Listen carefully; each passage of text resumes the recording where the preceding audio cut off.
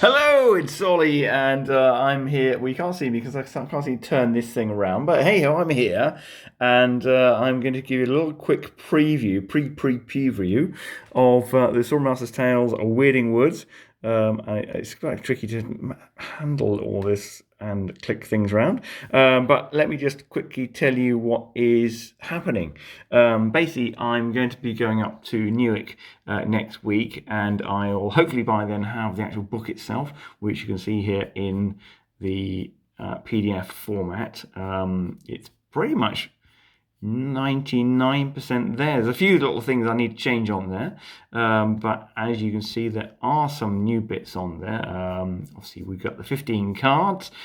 Two of those cards, incidentally, have more than one page. So with Threatlord Town, you can also go to the taverns, the shops, talk to the locals, or look for something bad to do, and that will give you quite a few options and different places you can go. So that's just the shops, and then you've got 4 pages for each of those.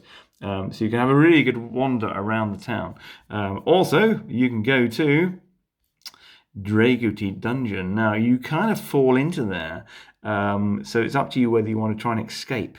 So it's a little mini game in the game itself. So you can actually travel east, west, north, and south within the actual game itself, and you will obviously have about sort of 16 different things to go. And three rounds you can stay there if you wish before you have to eject yourself. So that's pretty exciting. We have little previews of the artwork that will be in the full game as well. So that's pretty cool. We've also obviously got all the cards. They're all here for me to play with. And we have the 10 new reward cards.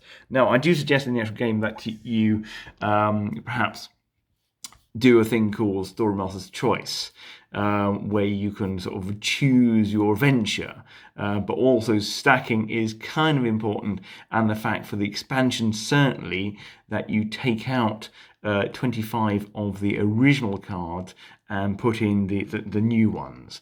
15 of the other ones, and then stack it so that you can sort of definitely get the new bits in the game itself. And you might be forced to kind of bring out some cards, and that's in the game itself. It will say, if you're going to do this, go and find this particular card and place it on the map.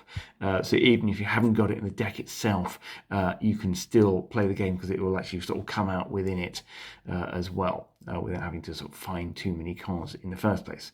Hope that makes sense. It will make sense in the game, I promise. Now, I said that we have some new classes. We do indeed. Okay, do you want to see them all? Okay, we have the Bard. We have the Wise Woman. Now we have the Lost Children. I haven't mentioned this one before. Briefly, I've mentioned it before. But it's basically your typical Hansel and Gretel. And this is a game. This is a character class that you can play with 2 players. Or one player playing 2 characters. They kind of go hand in hand throughout the adventure. So they're always on the same card, but they can choose different options. I start